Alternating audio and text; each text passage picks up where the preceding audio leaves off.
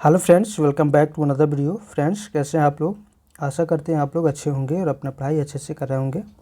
आज हम लोग फ्रेंड्स जो कोशिका का बचा हुआ भाग है उसको हम लोग क्लियर करेंगे। तो आइए शुरू करते हैं इस वीडियो को। देखिए, रसधानी यानी वैक्यूल्स, यह कोशिका की निर्जीव रचना है। इसमें तरल पदार्थ भरी होती है और जंतु कोशिकाओं में यह अनेक व बहुत छोटी होती है। ठीक है, यानी कि संख्या ज़्यादा होती है और छोटी छोटी होती है, परंतु पादप कोशिकाओं में यह कोशिका का 90% स्थान घेरता है। यानी जंतु कोशिकाओं में इसका आकार छोटा होता है, लेकिन पादप कोशिकाओं में इसका आकार बड़ा होता है।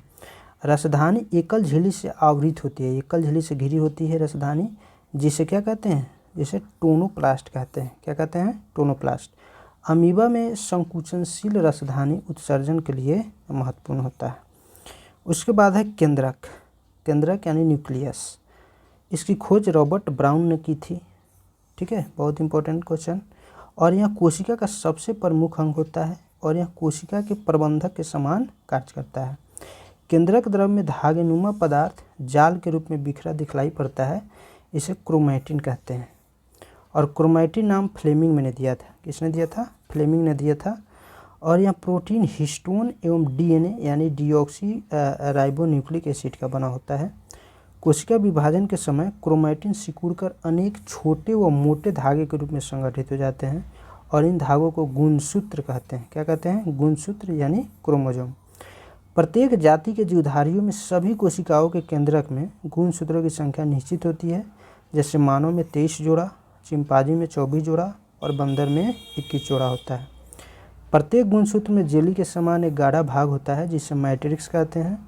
और मैट्रिक्स में दो परस्पर लिपटे महीन एवं कुंडलित सूत्र दिखलाई पड़ते हैं जिन्हें क्रोमोनिमाटा कहते हैं।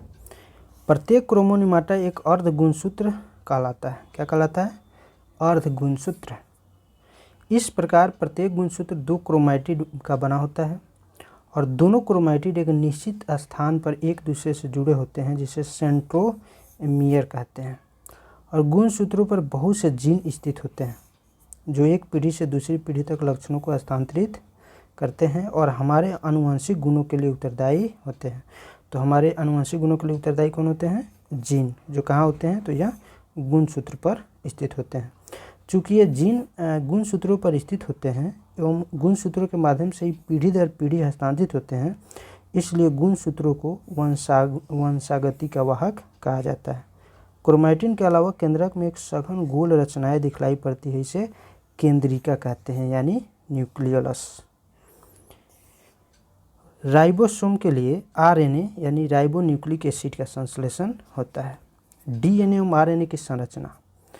डीएनए की अधिकांश मात्रा केंद्रक में होती है और यदि इसकी कुछ मात्रा माइटोकॉन्ड्रिया तथा हरित लवक में भी मिलती है, जैसा कि हम लोगों ने पीछे पढ़ा था। और डीएनए पॉलीन्यूक्लाइड होते हैं।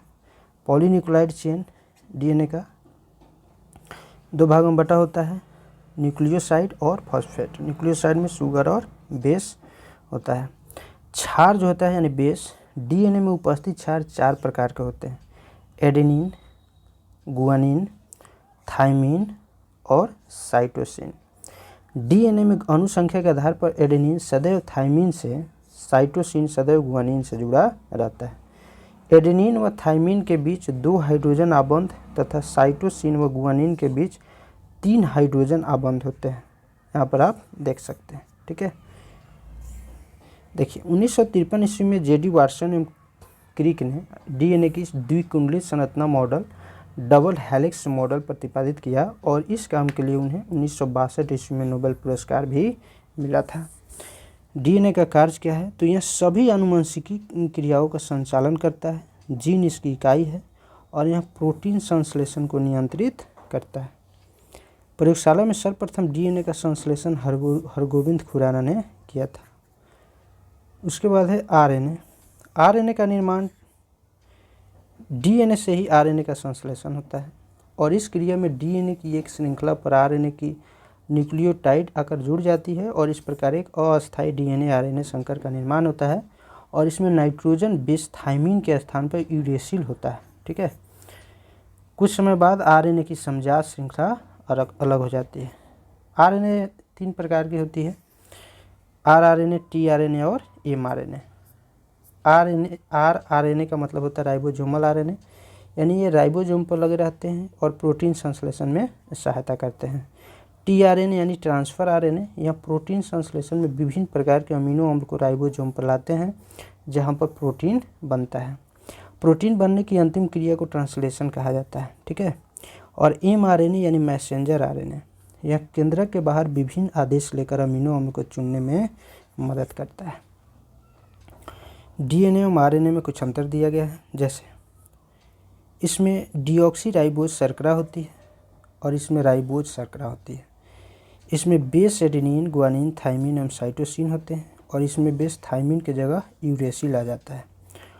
और यह मुख्यतः केंद्रक में पाया जाता है। यह केंद्रक एवं कोशिका द्रव्य दोनों में पाया जाता है।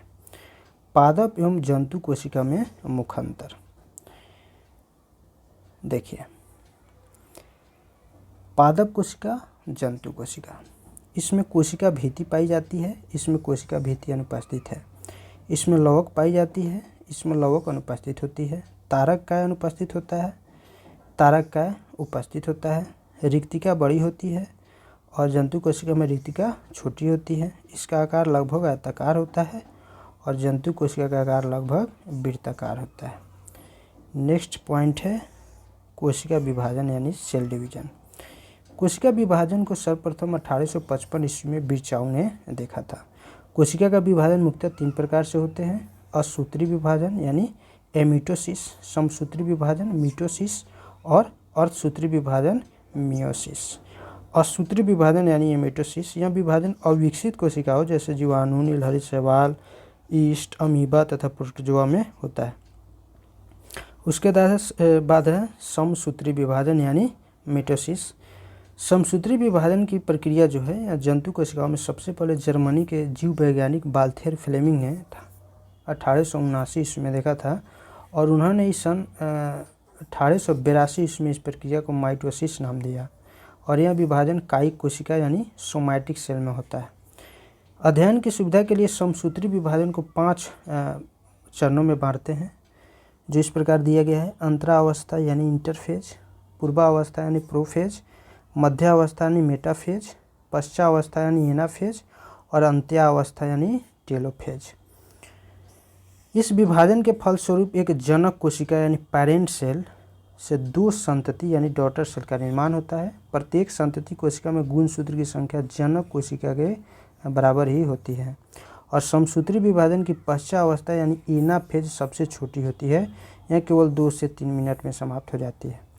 उसके बाद अर्धसूत्री विभाजन जिसको मियोसिस कहते हैं। फार्मर तथा मूरे ने 1905 में कोशिकाओं में अर्धसूत्री विभाजन को मियोसिस नाम दिया था, ठीक है। 2 वैज्ञानिक है, फार्मर तथा मूरे। अर्धसूत्री विभाजन की खोज सर्वप्रथम बीजमैन ने की थी, लेकिन इसका सर्वप्रथम विस्तृत अध्ययन स्टास बर्गर ने 1888 ईस्वी में किया था। और यह विभाजन जनन कोशिकाओं में होता है। अर्धसूत्री कोशिका विभाजन निम्न 2 चरणों में पूरा होता है। एक है अर्धसूत्री फर्स्ट और दूसरा अर्धसूत्री सेकेंड। अर्धसूत्री फर्स्ट में गुणसूत्रों की संख्या आधी रह जाती है, इसलिए इसे न्यूनकारी विभाजन भी कहते हैं, यानी रिडक्शन डिवीजन। और अर्धसूत्री प्रथम विभाजन में 4 अवस्थाएं होती है: प्रोफेज, मेटाफेज, एनाफेज और टेलीफेज। प्रोफेज फर्स्ट सबसे लंबी प्रावस्था होती है, जो कि 5 उप अवस्थाओं से पूरी होती है, जैसे लेप्टोटीन, जाइगोटीन, पैकिटीन, डिप्लोटीन और डायकिनेसिस। लेप्टोटीन क्या है? गुणसूत्र उलझे हुए पतले धागों की तरह दिखाई पड़ते हैं, इन्हें क्रोमोनिमेटा कहते हैं। गुणसूत्र की संख्या द्विगुणित यानी डिप्लॉयड होती है। उसके बाद है जाइगोटीन। समजात गुणसूत्र एक साथ होकर जोड़े बनाते हैं, इसे सिनैप्सिस कहते हैं। और सेंट्रियोल एक दूसरे से अलग होकर केंद्र के विपरीत ध्रुवों पर चले जाते हैं। और प्रोटीन एवं आरएनए संश्लेषण के फलस्वरूप केंद्रिका बड़ी हो जाती है। उसके बाद है पैकिटीन। प्रत्येक जोड़े के गुणसूत्र छोटे और मोटे हो जाते हैं। द्विज का प्रत्येक सदस्य अनुदैर्घ्य रूप से विभाजित होकर 2 अनुजात गुणसूत्रों या क्रोमैटिडों में बढ़ जाता है। इस प्रकार 2 समजात गुणसूत्रों के एक द्विज से अब 4 क्रोमैटिड बन जाते हैं और इनमें 2 मात्र तथा 2 पितृ क्रोमैटिड होते हैं। कभी कभी मात्र और पितृ क्रोमैटिड एक या ज़्यादा स्थान पर एक दूसरे से क्रॉस करते हैं, ऐसे बिंदु पर मात्र तथा पितृ क्रोमैटिड टूट जाते हैं और एक क्रोमैटिड का टूटा हुआ भाग दूसरे क्रोमैटिड के टूटे स्थान से जुड़ जाते हैं। इसे क्रॉसिंग ओवर कहते हैं। एवं इस प्रकार जीन का नए ढंग से वितरण हो जाता है, अर्थात जीन विनिमय पैकिटिन अवस्था में होता है। इस क्रिया में रिकॉम्बिनेज एंजाइम भाग लेते हैं। क्रॉसिंग ओवर हमेशा नॉन-ईस्टर क्रोमैटिड के बीच होता है। उसके बाद है डिप्लोटिन। यह समजात गुणसूत्र अलग होने लगते हैं, परंतु जोड़े के दो सदस्य पूर्ण रूप से अलग नहीं हो पाते, क्योंकि वे कहीं कहीं एक दूसरे से एक्स के रूप में उलझे रहते हैं। ऐसे स्थानों को काइएजामाटा कहते हैं। काइएजामाटा जो है ये औसत संख्या को बारंबारता कहते हैं और काइजेमाटा का अंत्यकरण हो जाता है। उसके बाद है डायकिनेसिस। केंद्रक कला व केंद्रिका लुप्त हो जाती है। असूत्री विभाजन 2 समसूत्री विभाजन के समान होता है और असूत्री विभाजन में एक जनक कोशिका से 4 संतति कोशिका का निर्माण होता है। उसके बाद है समसूत्री और असूत्री विभाजन में क्या अंतर है उसके बारे में देख लेते हैं। यह विभाजन कायिक कोशिका में होता है, समसूत्री विभाजन कायिक कोशिका में होता है और अर्धसूत्री विभाजन जनन कोशिकाओं में होता है। समसूत्री विभाजन में कम समय लगता है जबकि अर्धसूत्री विभाजन में अधिक समय लगता है। ठीक है। समसूत्री विभाजन के द्वारा एक कोशिका से 2 कोशिकाएं बनती हैं, जबकि अर्धसूत्री विभाजन में एक कोशिका से 4 कोशिकाओं का निर्माण होता है। संतति कोशिका में जनक जैसे ही गुणसूत्र होने के कारण आनुवंशिक विविधता नहीं होती है, समसूत्री विभाजन की बात है। और संतति कोशिकाओं में जनकों से भिन्न गुणसूत्रों के कारण आनुवंशिक विविधता होती है। उसके बाद है इसमें समसूत्री विभाजन में गुणसूत्रों की आनुवंशिक पदार्थों में आदान प्रदान यानी क्रॉसिंग ओवर नहीं होता है, जबकि अर्धसूत्री विभाजन में गुणसूत्रों के बीच आनुवंशिक पदार्थों का आदान प्रदान होता है। समसूत्री विभाजन में इसकी प्रोफेज अवस्था छोटी होती है, जबकि अर्धसूत्री विभाजन में इस प्रोफेज अवस्था लंबी होती है। तो फ्रेंड्स आज के लिए बस इतना ही। फिर मिलते हैं हम नेक्स्ट वीडियो में नेक्स्ट टॉपिक के साथ। तब तक के लिए हंसते रहिए, पढ़ते रहिए। जय हिंद।